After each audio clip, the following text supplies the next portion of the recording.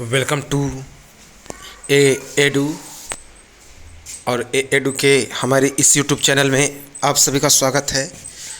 तो एनसीईआरटी की कक्षा 7 को हम लोग पढ़ रहे थे। एनसीईआरटी के कक्षा 7 के अंतर्गत हम लोग आज नया चैप्टर देखेंगे, पादपों में जन्म। पादपों में जनन अर्थात reproduction in plants. Reproduction in plants. तो चलिए हम लोग इसको शुरुआत करते हैं। देखिए, एनसीईआरटी से जितने भी सारे एग्ज़ाम हैं लगभग इसी से प्रश्न पूछे जाते हैं और 95% प्रश्न तो एनसीईआरटी से ही रहते हैं। तो इसका एक बहुत बड़ा वेटेज रहता है। तो अगर एनसीईआरटी अच्छी ढंग से पढ़ ली जाए तो लगभग सारे प्रश्न हल हो सकते हैं। तो चलिए शुरुआत करते हैं इस नए चैप्टर को, जिसका नाम है पादपों में जनन या प्रजनन अर्थात रिप्रोडक्शन इन प्लांट्स। देखिए, हम लोग सारा चीज़ एनसीईआरटी के अकॉर्डिंग पढ़ेंगे। जो भी सारी एनसीईआरटी में चीज़ें दी गई हैं, हम लोग आगे आगे जैसे ही एनसीईआरटी के क्लास को बढ़ते जाएंगे तो ये सारी चीज़ें पूरा डिटेल में आती जाएगी।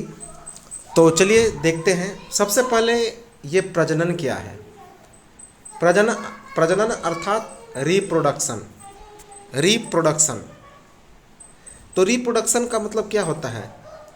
अपने माता पिता से एक नए जीवों का उत्पादन ही प्रजनन कहलाता है। तो अपने माता पिता से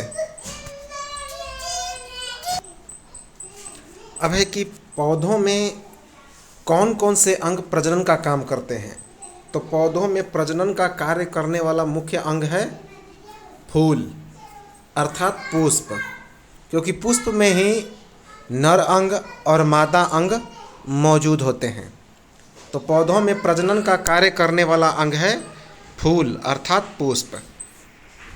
अब है कि दो तरीका से पेड़ पौधों में प्रजनन होता है।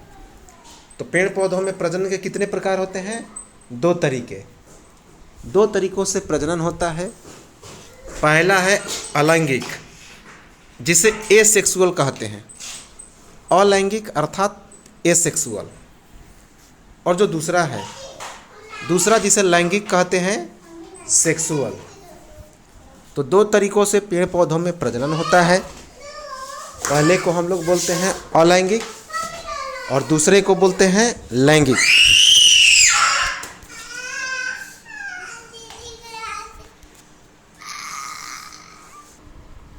अब है कि अलैंगिक प्रजनन क्या है, जिसे अंग्रेजी में एसेक्सुअल रिप्रोडक्शन कहते हैं।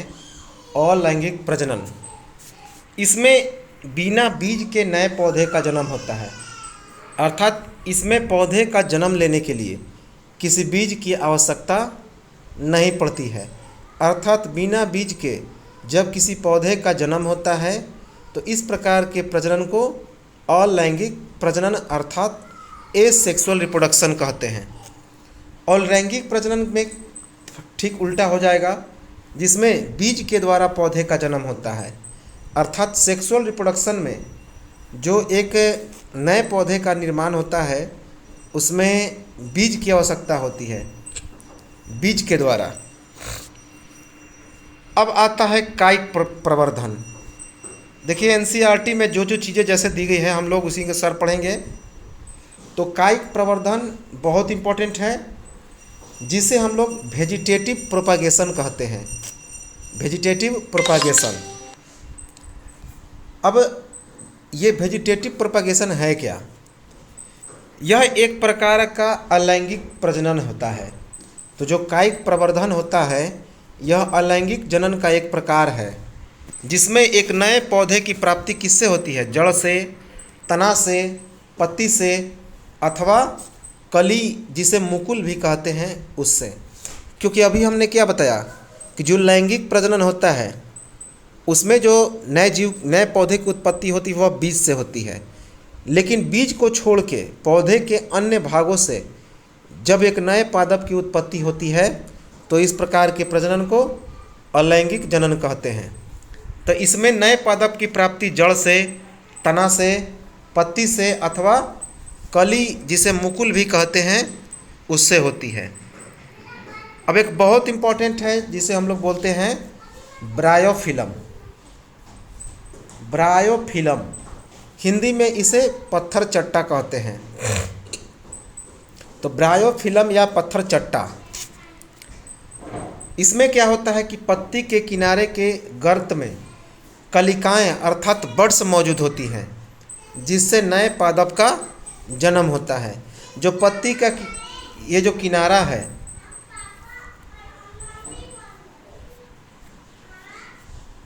इस किनारे के गर्त में कलिकाएं अर्थात बड होती है इस तरह, और इसी से पादप का जन्म होता है। अर्थात कलियों अर्थात जो बड्स होते हैं उससे एक नए पादप का जो जन्म होता है उसे ही ब्रायोफिलम या पत्थर चट्टा कहते हैं। इसमें पौधों की जड़ों के द्वारा नए पादपों का जन्म होता है।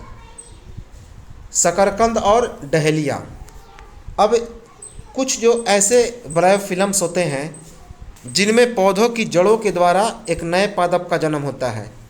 तो ये पूछा जाता है, बहुत इंपॉर्टेंट है। देखिए एनसीईआरटी में 2 ही एग्जाम्पल दिए हुए हैं, तो इनको दिमाग में नोट रखेंगे। जितने सारे एग्जाम्पल्स जो एनसीईआरटी के किताब में दिए गए हैं उन सभी को दिमाग में नोट रखेंगे। तो पूछा जाए कि शकरकंद और डहेलिया क्या है? जड़ है और इनके द्वारा एक नए पादपों का जन्म होता है। मुख्य पादप से अलग होने वाले नए पादप कौन है? कैक्टस। कैक्टस क्या है? पहले एक नया पौधा होता है, जिस तरह से ये कैक्टस है। इससे क्या होता है कि एक अलग नए पौधे का जन्म हो जाता है और ये धीरे धीरे क्या हो जाएगा? तो अलग हो जाएगा और इसके बाद एक नए पौधे का जन्म होगा। तो कैक्टस क्या है? मुख्य पादप से अलग होने वाला एक नया पादप है। याद रखेंगे, एग्जाम्पल बहुत नोट करेंगे एनसीईआरटी का। देखिए, कायिक प्रवर्धन के द्वारा नए पादप में कम समय में उगाए जा सकते हैं। तो जो कायिक प्रवर्धन होता है इसमें एक नए पादप को बहुत ही कम समय में उपजाया जा सकता है, उगाया जा सकता है।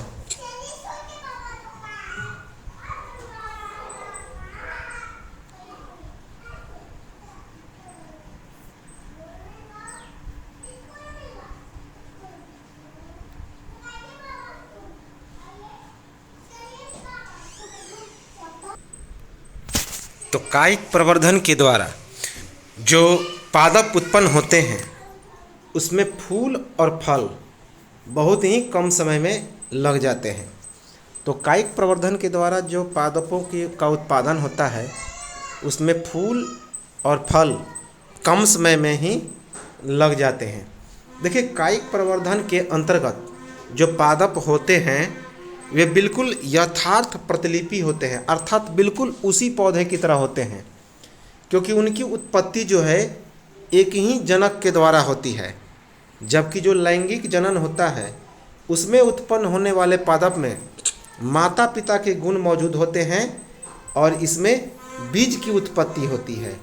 तो अभी हमने इसे पढ़ ही लिया है, हालांकि एक बार से समझ लें। जो कायिक प्रवर्धन होता है उससे जो पौधे का उत्पादन होता है उसमें जो फूल और फल लगते हैं बहुत कम समय में ही लग जाते हैं। साथ ही साथ इस कायिक प्रवर्धन अर्थात वेजिटेटिव प्रोपागेशन के अंतर्गत जो पादप का निर्माण होता है, अर्थात जो पौधे बनते हैं वे बिल्कुल यथार्थ प्रतिलिपि के होते हैं, अर्थात पुराने पौधे की तरह ही होते हैं, क्योंकि उनकी उत्पत्ति एक ही जनक के द्वारा होती है, एक ही जनक के द्वारा। जबकि बात की जाए कि लैंगिक प्रजनन में, तो लैंगिक प्रजनन में जो पादपों का उत्पादन होता है उनमें माता पिता के गुण मौजूद होते हैं और इसी कारण इसमें बीज की उत्पत्ति होती है, बीज की। अब एक बहुत इम्पॉर्टेंट है जिसे मुकुलन कहते हैं, बडिंग। मुकुलन कहते हैं बडिंग, इसको हम लोग देखेंगे चित्र के माध्यम से। तो एग्जाम्पल बहुत पूछा जाता है इसके, तो एग्जाम्पल याद रखेंगे। ईस्ट में मुकुलन की प्रक्रिया किस में होती है? ईस्ट कोशिका में। ईस्ट जिसे हिंदी में खमीर कहते हैं, तो ईस्ट कोशिका से बाहर निकलने वाले छोटे बल्ब जैसा प्रवर्ध मुकुल या फिर कली कहलाता है। तो ईस्ट कोशिका से बाहर निकलने वाला छोटे बल्ब जैसा प्रवर्ध क्या कहलाता है? मुकुल, जिसे अंग्रेजी में कली या बड भी कहते हैं। मुकुल में निरंतर वृद्धि होता रहता है और अंत में जनक कोशिका से अलग होकर एक नई ईस्ट कोशिका का निर्माण होता है। ये क्या होते हैं कि जैसे एक नए पौधे का इसमें से अलग होता है। अभी हमने बताया जैसे कैक्टस क्या है? कैक्टस से कुछ अलग हो जाएगा और धीरे धीरे ये अलग हो जाएगा और ये अलग होकर एक नए पौधे का निर्माण करेगा, जिसे हम लोग जनक कोशिका कहते हैं। कौन सा? जनक कोशिका। और ये जनक कोशिका से अलग होकर जो नई कोशिका बनता है उसे ईस्ट कोशिका कहते हैं। जैसे यहाँ पे हम लोग देख लेते हैं,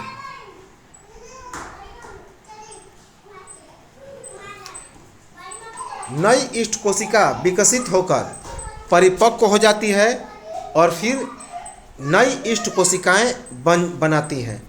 फिर ये जो ईस्ट कोशिका है वह परिपक्व हो जाती है, अर्थात बड़े हो जाती है, अलग हो जाती है और उसके बाद एक नई ईस्ट कोशिकाओं का निर्माण करती है।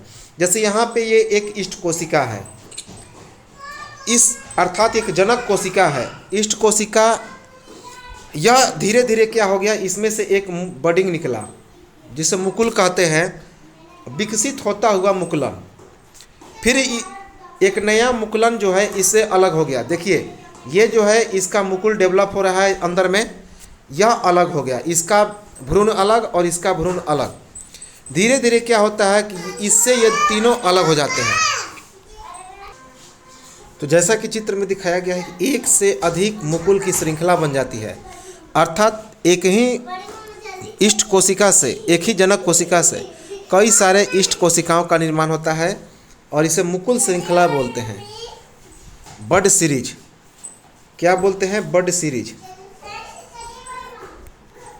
मुकुल श्रृंखला। देखिए बहुत सारे जो है यहाँ पे कलियां निकल चुकी है, मुकुल हो चुका है।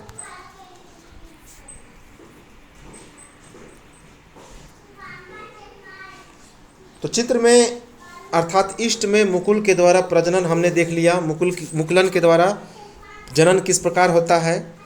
अब आता है फ्रेगमेंटेशन, बहुत इंपॉर्टेंट है। देखिए एग्जाम में यहाँ से प्रश्न पूछे जाते हैं, जिसको खंडन कहते हैं, फ्रेगमेंटेशन।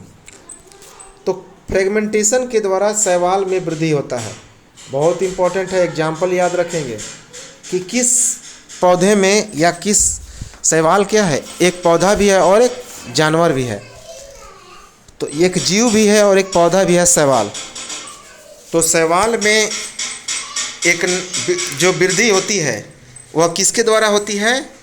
तो वो होती है फ्रेगमेंटेशन के द्वारा। याद रखेंगे, खंडन के द्वारा।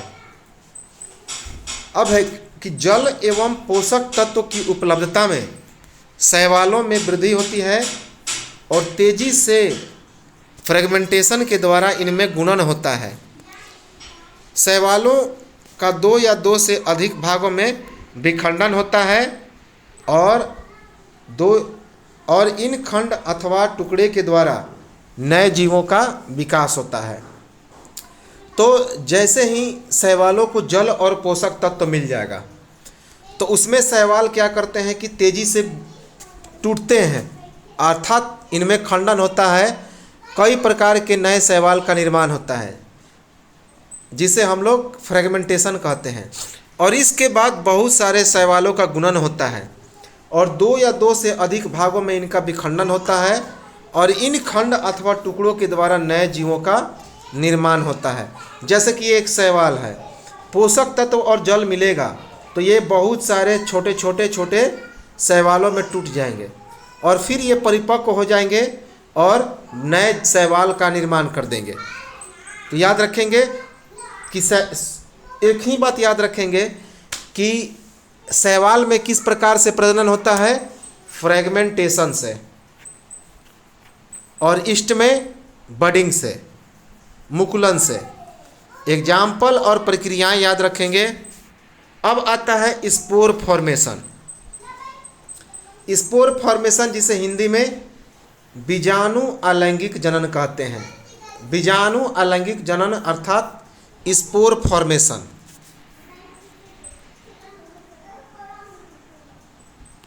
देखिए, प्रत्येक जो बीजाणु होते हैं उनमें उच्च ताप, निम्न आर्द्रता जैसी प्रतिकूल परिस्थितियों को झेलने के लिए एक कठोर सुरक्षात्मक आवरण होता है, जिसे हम लोग क्या कहते हैं? पुटी कहते हैं। उसे हम लोग क्या कहते हैं? पुटी कहते हैं।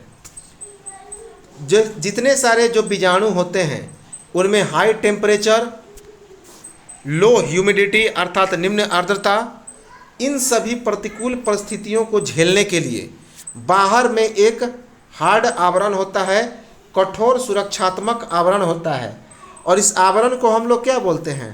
पुटी कहते हैं। देखिए, एग्जाम में ये चीज़ पूछा गया है तो दिमाग में यह एनसीईआरटी का चीज़ है तो याद रखेंगे कि जो जितने सारे बीजाणु होते हैं इसके बाहर में एक कठोर सुरक्षात्मक आवरण होता है। जैसे चना के बाहर क्या होता है? छिलका होता है, तो यही कहलाता है पुटी।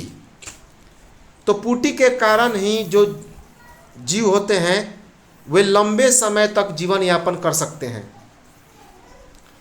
तो पुटी के कारण ही इनका जीवन लंबे समय तक बना रहता है, क्योंकि यह पुटी क्या करता है? बाहरी आवरण, बाहरी जो परिस्थितियां होती हैं उनसे सुरक्षा प्रदान करता है, जिससे पौधे के बीज या पौधे बचे हुए रहते हैं।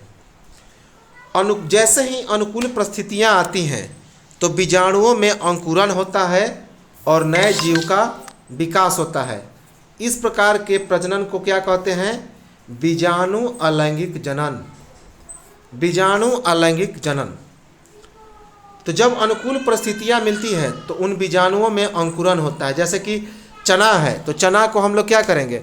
जैसे ही पानी मिलेगा, हल्का सा उसमें आर्द्रता मिलेगा, तो वो धीरे धीरे अंकुरित होने लगता है फूल के, और उसके जो पुटी होते हैं फट जाते हैं और एक नए पौधे का उसमें विकास होता है, नए जीव का विकास होता है। और इस प्रकार के प्रजनन को ही हम लोग क्या कहते हैं? बीजाणु अलैंगिक जनन। बीजाणु अलैंगिक जनन। इसका सीधा साधा उदाहरण पूछा जाए तो वो है कवक। कवक, जिसे अंग्रेजी में फंगी कहते हैं। फंगी। अगर नाम पूछा जाए कवकों का तो फर्न और मॉस। फर्न और मॉस किसका उदाहरण है? कवक।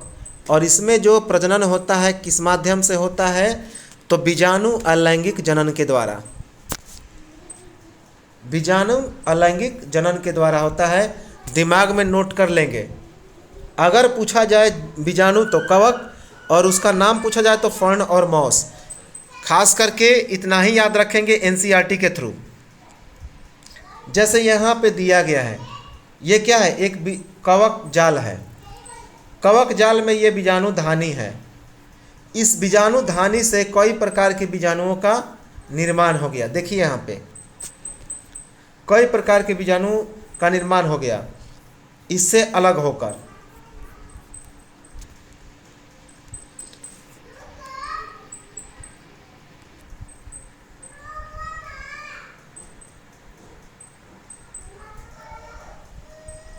अब है यहाँ पे कि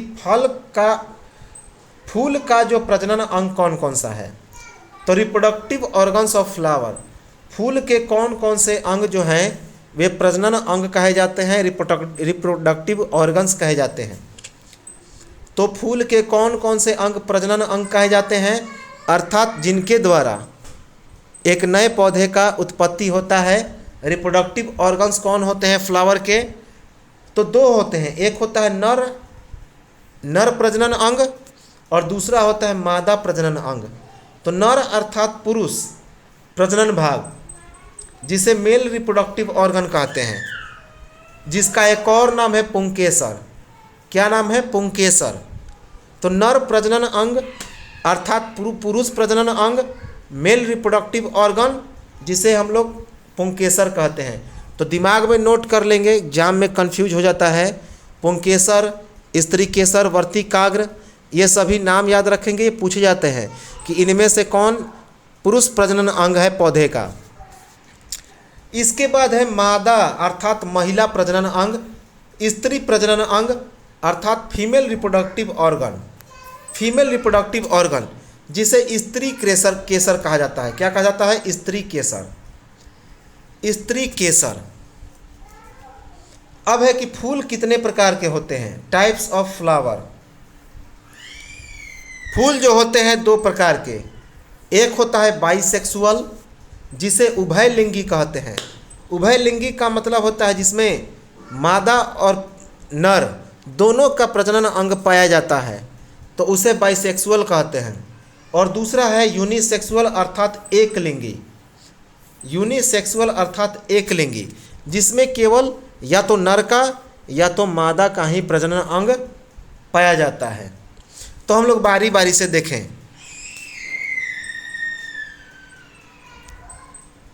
पहले देखते हैं एक लिंगी फूल, यूनिसेक्सुअल फ्लावर। एक लिंगी फूल अर्थात यूनिसेक्सुअल फ्लावर जिन फूलों में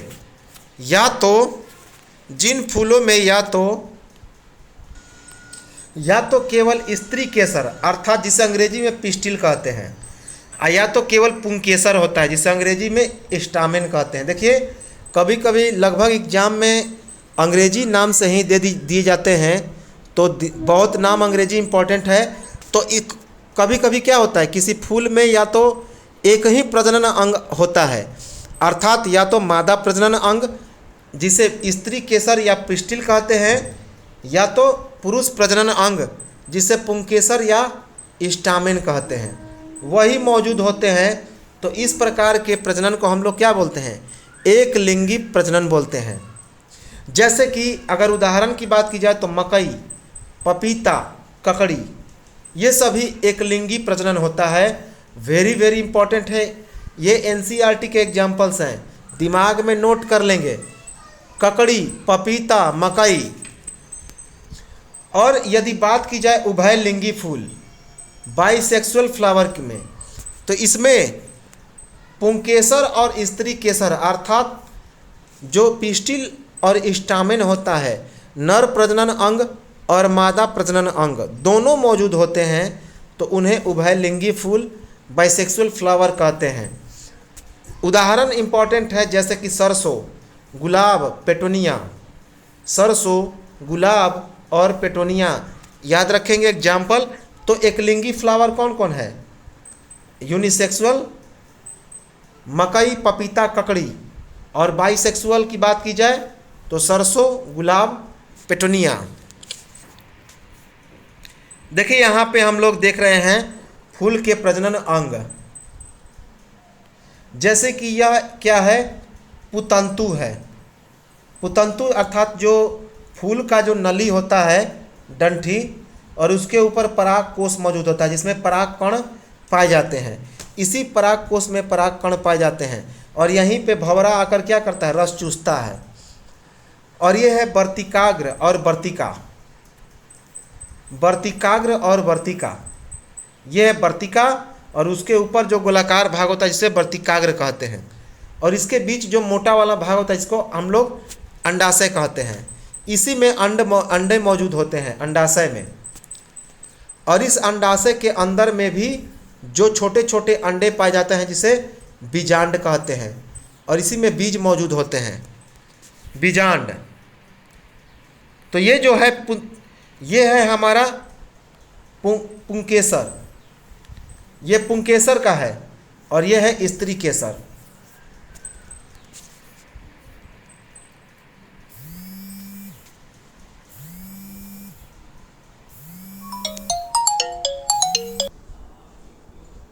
तो देखते हैं हम लोग कि फूल के कौन कौन से भाग हैं। फूल के कौन कौन से भाग हैं उसे हम लोग देखें। पार्ट्स ऑफ फ्लावर्स, तो नर भाग और एक है मादा भाग। तो नर भाग में एग्जाम में देखिए बहुत सारे प्रश्न इससे बन जाते हैं, तो बहुत इंपॉर्टेंट है। तो पार्ट्स ऑफ फ्लावर अर्थात फूलों के भाग, पहला है नर भाग अर्थात पुंकेसर। नर भाग अर्थात पुंकेसर, जिसे अंग्रेजी में क्या बोलते हैं? पिस्टिल। पिस्टिल कौन कौन है? स्टामेन, स्टामेन अर्थात मेल पार्ट, स्टामेन अर्थात मेल पार्ट। तो इसके अंतर्गत में आता है स्टामेन अर्थात जिसे हम लोग नर भाग या पुंकेसर कहते हैं। जैसे परागकोश, ये नर भाग है। एंथर अर्थात परागकोश, ये नर भाग है। ऊपर अभी हमने देखा जैसे यहाँ पे पुरुष वाले में ये परागकोश है, यहीं पे पराग कण निकलते हैं और इस वर्तिकाग्र में जाकर गिर जाते हैं और उसके बाद यहाँ पे अंडाशय में इकट्ठा होते हैं जहाँ पे बहुत सारे बीजांड बीज के द्वारा पौधा बनता है। तो याद रखेंगे एकदम दिमाग में। तो परागकोश अर्थात एंथर ये क्या है, मेल पार्ट है। परागकोश में ही पराग कण पाए जाते हैं अर्थात पोलन ग्रेन पाए जाते हैं। तो परागकोश में ही पराग कण पाए जाते हैं, पोलन ग्रेन पाए जाते हैं। दूसरा अब है स्त्री केसर अर्थात मादा भाग। स्त्री केसर अर्थात मादा भाग अर्थात पिस्टिल, फीमेल पार्ट यानी मादा भाग, जिसे अंग्रेजी में स्त्री केसर कहते हैं, पिस्टिल कहते हैं। जैसे वर्तिकाग्र, स्टिग्मा, वर्तिकाग्र अर्थात स्टिग्मा, स्टाइल अर्थात वर्तिका और ओवरी अर्थात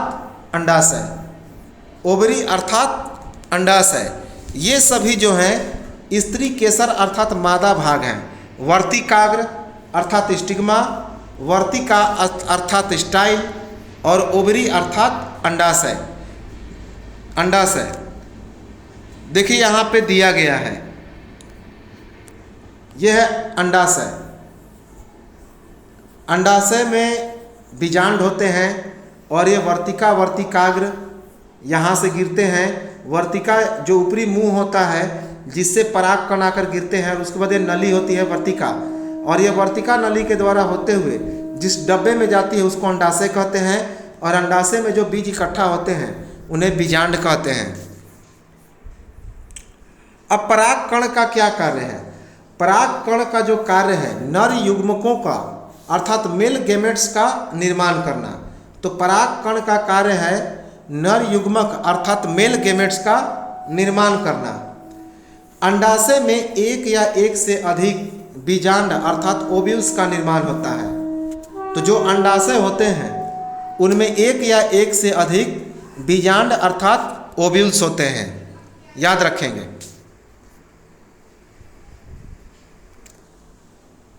अब ये जो मादा युग्मक होते हैं जिसे अंड कहते हैं, जिस अर्थात फीमेल गैमेट या एग होता है, उसका निर्माण कहाँ पे होता है? बीजांड में।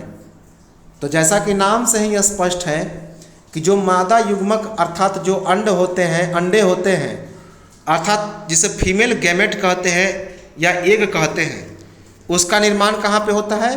बीजांड में।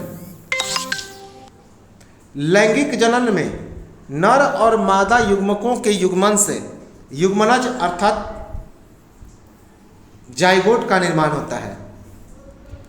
तो लैंगिक जनन में नर और मादा युग्मकों, जो लैंगिक जनन होता है उसमें नर और मादा युग्मक जुड़कर क्या करते हैं? एक नए जाइगोट का निर्माण करते हैं। हिंदी में इसे युग्मनज कहते हैं। याद रखेंगे युग्मनज कि जब यह पूछा जाता है कि नर और मादा युग्मक जब जुड़ते हैं तो उसके बाद किस चीज़ का निर्माण होता है? जाइगोट का, जिसे हिंदी में युग्मनज कहते हैं।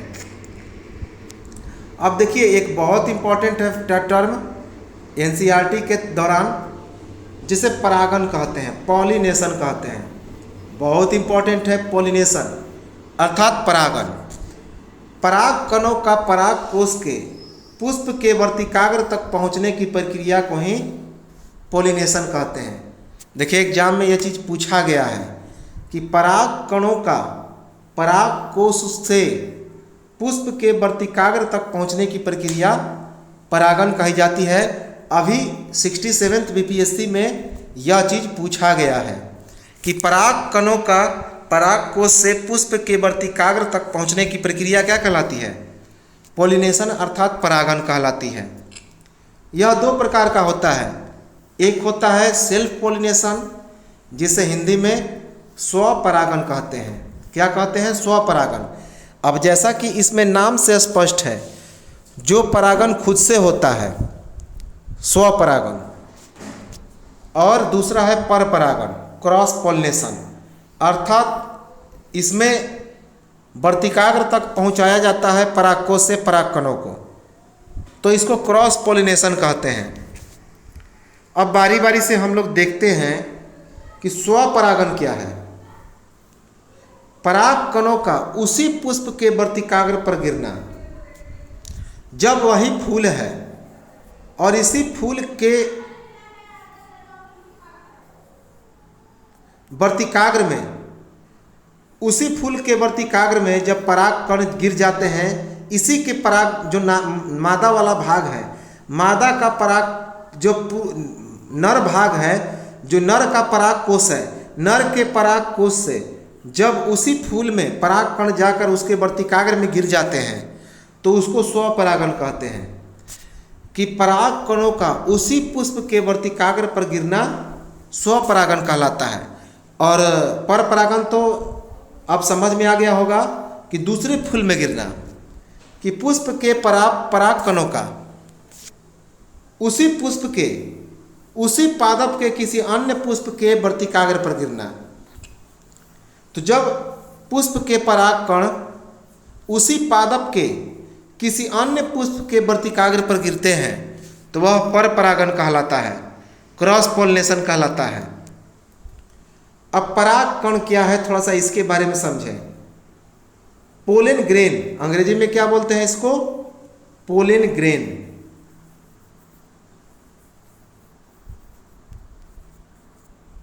पोलन ग्रेन्स, तो यह दृढ़ सुरक्षात्मक आवरण होता है जिसका काम पौधों को जो पुष्प होते हैं उन्हें सूखने से बचाना होता है, जो बीज होते हैं उन्हें सूखने से बचाना होता है। इनका वजन काफ़ी हल्का होता है और वायु और जल के द्वारा ये आसानी से प्रवाहित भी हो जाते हैं। तो परागकण क्या होते हैं, ये बीज का एक दृढ़ सुरक्षात्मक आवरण होता है जिसका काम क्या होता है कि बीजों को सूखने से बचाने का काम होता है। ये बीजों को सूखने से बचाते हैं। इनका वजन काफ़ी हल्का होता है और वायु और जल के द्वारा ये आसानी से प्रवाहित हो जाते हैं। पराग कणों के प्रवाह का कारण, पराग कण जो होते हैं ये किसके द्वारा प्रवाहित होते हैं, वायु के द्वारा, जल के द्वारा, पुष्पों पर बैठने वाले कीटों के द्वारा। एक स्थान से दूसरे स्थान तक इनका जो प्रवाह होता है वह वायु के द्वारा होता है, जल के द्वारा होता है, या फिर पुष्पों पर बैठने वाले कीटों के द्वारा होता है, इनका पराग कणों का। अब एक बहुत इंपॉर्टेंट टर्म है, एग्जाम में ये चीज़ पूछा जाता है जिसको फर्टिलाइजेशन कहते हैं, निषेचन कहते हैं। फर्टिलाइजेशन अर्थात निषेचन। जो नर और मादा युग्मक होते हैं उनके संयोग के द्वारा जो कोशिका बनता है वह युग्मनज कहलाता है। अभी हमने बताया क्या होते हैं, जुड़कर जायगोट का निर्माण करते हैं। और युग्मनज बनाने के लिए नर और मादा युग्मकों के युग्मक अर्थात जुड़ने की प्रक्रिया ही निषेचन कहलाती है, फर्टिलाइजेशन कहलाती है। तो एक बार फिर से इसको ध्यान से समझिएगा। देखिए, मान लीजिए कि ये नर युग्मक है और ये मादा युग्मक है। ये जब जुड़ते हैं तो एक नई कोशिका का निर्माण करते हैं जिसे जायगोट कहते हैं, युग्मनज कहते हैं। और जब ये जुड़ते हैं, जुड़ के एक नए कोशिका का निर्माण करते हैं, युग्मनज कोशिका अर्थात जायगोट का। तो इस प्रक्रिया को ही हम लोग क्या बोलते हैं, फर्टिलाइजेशन कहते हैं, निषेचन कहते हैं। तो युग्मनज को बनाने के लिए नर और मादा युग्मकों के जुड़ने अर्थात युग्मन की प्रक्रिया ही निषेचन कहलाती है। तो जाइगोट बनने की प्रक्रिया को ही हम लोग निषेचन कहते हैं। दिमाग में नोट हो गया होगा कि फीमेल गैमेट और मेल गैमेट, फीमेल गैमेट और मेल गैमेट जब एक दूसरे के साथ जुड़ते हैं तो इनको हम लोग बोलते हैं जाइगोट। और इसी जाइगोट को बनने की जो प्रोसेस है, प्रक्रिया है, दैट इज कॉल्ड फर्टिलाइजेशन अर्थात निषेचन। और जो युग्मनज होते हैं, जाइगोट होते हैं, इनका विकास कहाँ पे होता है? भ्रूण में। याद रखेंगे, एम्ब्रियो में, भ्रूण में होता है। वेरी वेरी इंपॉर्टेंट है। जैसे कि इस चित्र के द्वारा हम लोग इसे आसानी से समझ सकते हैं। जैसे यह एक क्या है? तो यह एक मादा पार्ट है, वर्तिका और वर्तिकाग्र है। इसमें एक पराग कण क्या हो गया? अंकुरित हो गया, अंकुरित हो गया। जैसे कि यहाँ पे एक अंड कोशिका है। यह अंड कोशिका जो होता है वह डेवलप हुआ। डेवलप होने के बाद यह इसमें एक पराग कण अंकुरित हो गया। पराग कण क्या हो गया? अंकुरित हो गया। और उसके बाद यहाँ पे अंकुरित होने के बाद ये जो पराग कण है, ये जो पराग कण हो गया जो अंकुरित हुआ, वह धीरे धीरे डेवलप हो गया। और डेवलप होने के बाद कहाँ तक पहुँच गया? अंड कोशिका तक पहुँच गया। जैसे कि यहाँ पे दिया गया है, यहाँ पे दिया गया, ये डेवलप हुआ और यह पहुँच गया अंड कोशिका तक। और यहाँ पर यह जुड़ गया, अर्थात ये मेल पार्ट कहाँ पे पहुँच गया? फीमेल में। और उसके बाद ये जुड़कर युग्मनज का निर्माण किया, जिसे जाइगोट कहते हैं। जाइगोट अर्थात युग्मनज का यहाँ पे क्या हो गया? निर्माण हो गया। अब इंपॉर्टेंट है कि इस प्रकार से फल और बीज का विकास कैसे होता है। देखिए, पेड़ पौधों में जो फल होता है और जो बीज होता है, उसका विकास कैसे होता है? जब निषेचन हो जाता है, फर्टिलाइजेशन हो जाता है, तो निषेचन के बाद जो अंडाशय होता है उसका विकास फूल में होता है। जबकि फूल के अन्य भाग मुरझा जाते हैं और मुरझाकर गिर जाते हैं।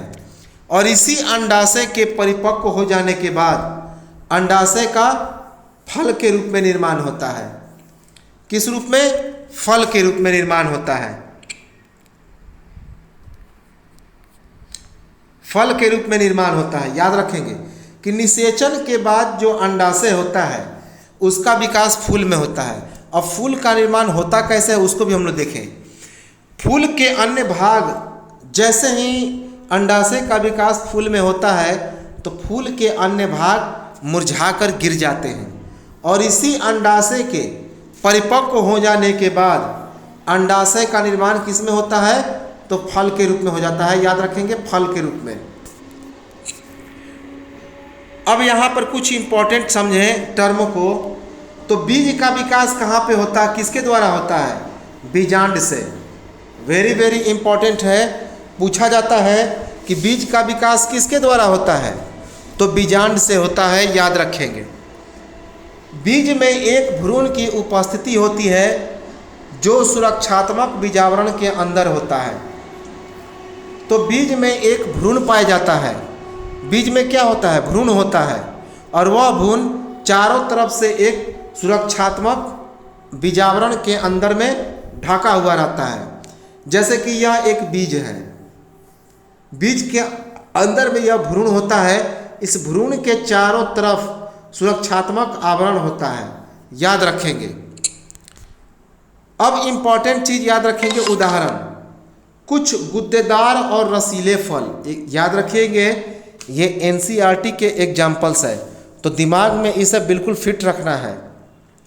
तो गुद्देदार और रसीले फलों का उदाहरण बात की जाए तो आम, सेव, संतरा, ये सभी एग्जाम में पूछे जाते हैं। पूछा जाएगा कि इनमें से कौन गूदेदार और रसीले फल का उदाहरण है? तो आम, सेव, संतरा। कुछ कठोर फल, तो कुछ कठोर फल के उदाहरण की बात की जाए तो बादाम, अखरोट, बादाम और अखरोट। अब इम्पॉर्टेंट एक फैक्ट है जिसे हम लोग बीज बिखराव, सीड डिस्पर्सल, बीज बिखराव, सीड डिस्पर्सल या बीज प्रकीर्णन कहा जाता है।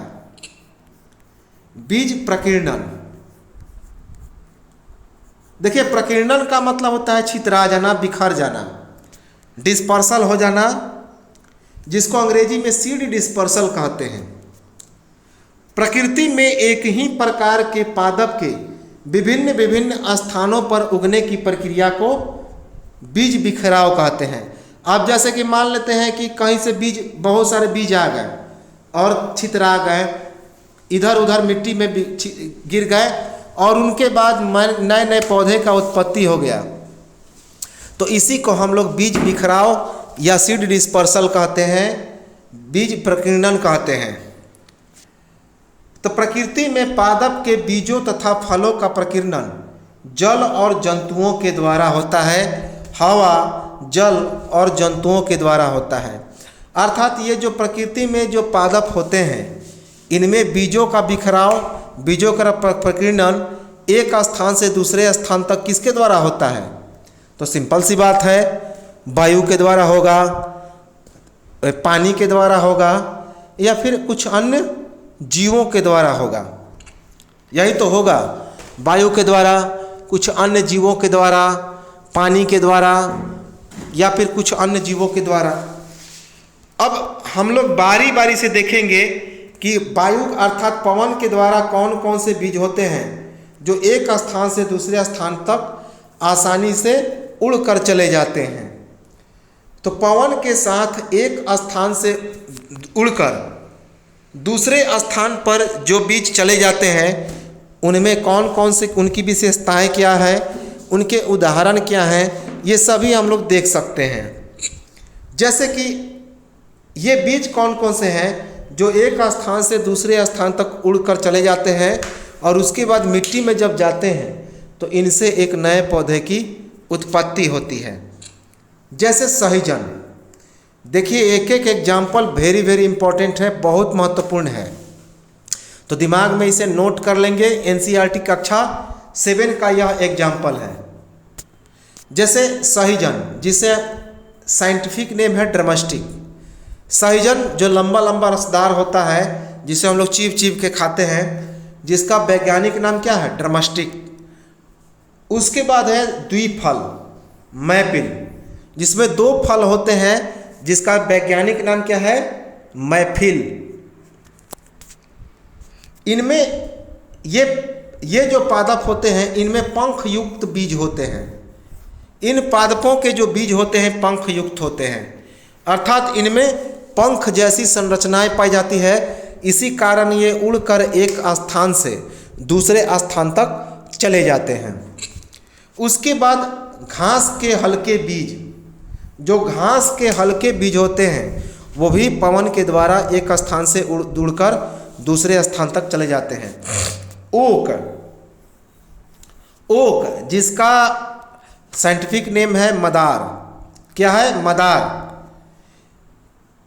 रोम युक्त बीज, कुछ रोम युक्त जिसमें रोम इस तरह से रहता हल्का हल्का, ये भी वायु के द्वारा एक स्थान से दूसरे स्थान तक उड़कर चले जाते हैं।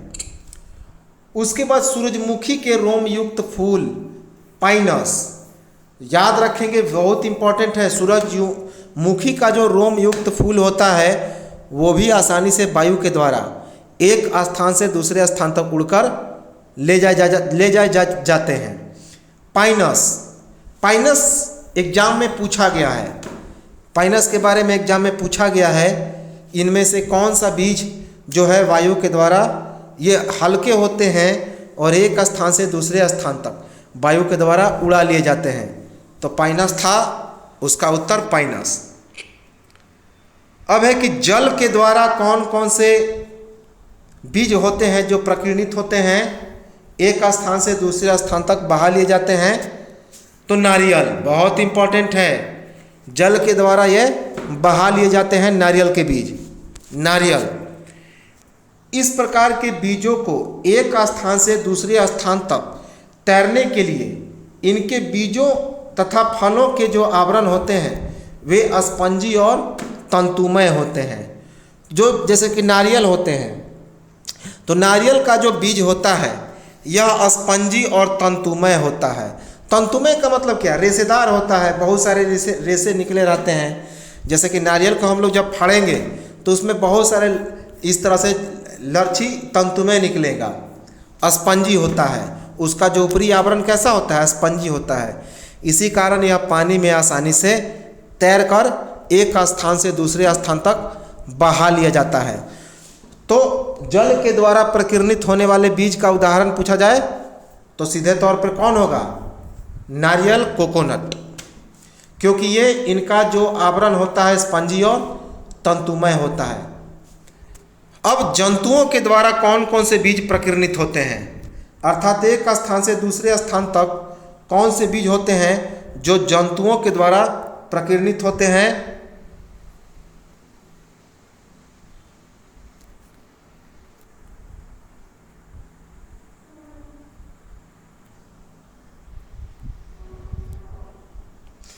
तो कांटेदार, और इनमें हुक और कांटेदार जैसी संरचनाएं पाई जाती है। हुक और कांटेदार जैसी संरचनाएं पाई जाती है जिससे जंतुओं के शरीर में चिपककर ये एक स्थान से दूसरे स्थान तक आसानी से चले जाते हैं। अगर उदाहरण की बात की जाए तो यूरेना और जैंथियम। तो ये जो जंतुओं के द्वारा प्रकीर्णित होने वाले बीज हैं, जैसे कि ये कांटेदार और हुक जैसी संरचनाएं पाई जाती हैं, इनमें कांटेदार और हुक जैसी संरचनाएं पाई जाती हैं। इसी कारण ये जंतुओं के शरीर में आसानी से चिपक जाते हैं और एक स्थान से दूसरे स्थान तक आसानी से ये चले जाते हैं। देखिए, उदाहरण बहुत इंपॉर्टेंट है। सब चीज़ याद मत रखें, लेकिन उदाहरण को तो दिमाग में नोट रखना है, क्योंकि ये एनसीईआरटी के एग्जाम्पल हैं। तो यूरेना और जैंथियम, कुछ जो बीज होते हैं वे झटके के साथ क्या हो जाते हैं, ये पौधे के फल में ही फट जाते हैं और उसके बाद चारों तरफ प्रकीर्णित हो जाते हैं, छितरा जाते हैं। तो झटके के साथ पौधे के फल फटने के कारण प्रकीर्णित होने वाले बीज कौन कौन हैं? एरंड और बाल्सम।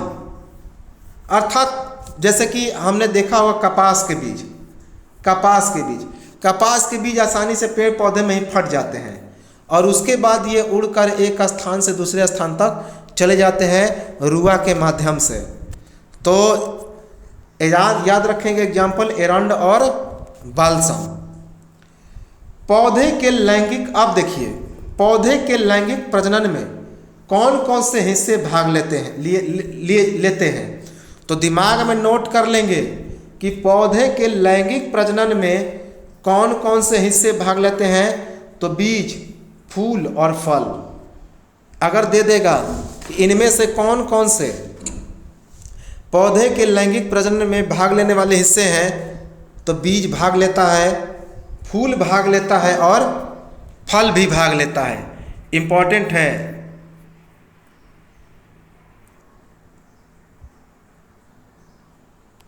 अब है कि विभिन्न फूलों के अंडाशय में जो बीजांड होते हैं वो कितने हो सकते हैं? या तो एक हो सकते हैं या एक से ज़्यादा भी हो सकते हैं। तो विभिन्न फूलों के अंडाशय में बीजांड एक भी हो सकते हैं और एक से ज़्यादा भी हो सकते हैं, याद रखें।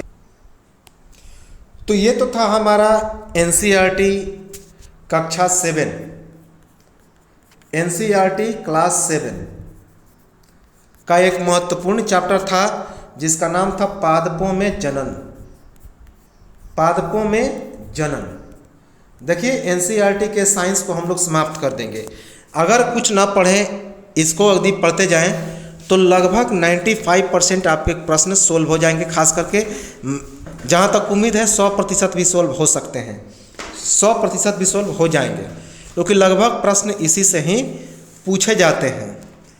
तो सेशन अच्छा लगा हो तो लाइक ज़रूर कर दें, शेयर कर दें अन्य दोस्तों को, ताकि जिनको ज़रूरत हो, और कमेंट करें। और इसमें जो लोग नए लोग हैं वो लोग इस चैनल को निश्चित तौर पे सब्सक्राइब कर लें। इससे क्या होगा कि जो आने वाली जो इम्पोर्टेंट वीडियोज हैं, क्योंकि इस तरह के एनसीईआरटी के जो इम्पोर्टेंट वीडियो हैं जल्दी देखने को नहीं मिलते हैं इस प्रकार हैंड रिटन नोट्स में, तो ये बहुत मेहनत लगता है बनाने में। तो निश्चित तो लाइक ज़रूर कर दें और शेयर कर दें और सब्सक्राइब कर लें। तो चलिए मिलते हैं हम लोग नेक्स्ट वीडियो में। और देखेंगे एनसीईआरटी के और अध्यायों को। कक्षा 7 को 1-2 चैप्टर बाकी है, इसके बाद कक्षा 7 का भी एनसीईआरटी समाप्त हो जाएगा। देखिए प्लेलिस्ट में हमारा कक्षा 6 का कंप्लीट साइंस है, तो उसको आप लोग आसानी से देख सकते हैं। एनसीईआरटी का जो एक हम लोगों ने बनाया है प्लेलिस्ट, उसमें कक्षा 6 का कंप्लीट एनसीईआरटी का साइंस है। तो चलिए हम लोग मिलते हैं हम नेक्स्ट वीडियो में, तब तक नमस्कार, जय हिंद।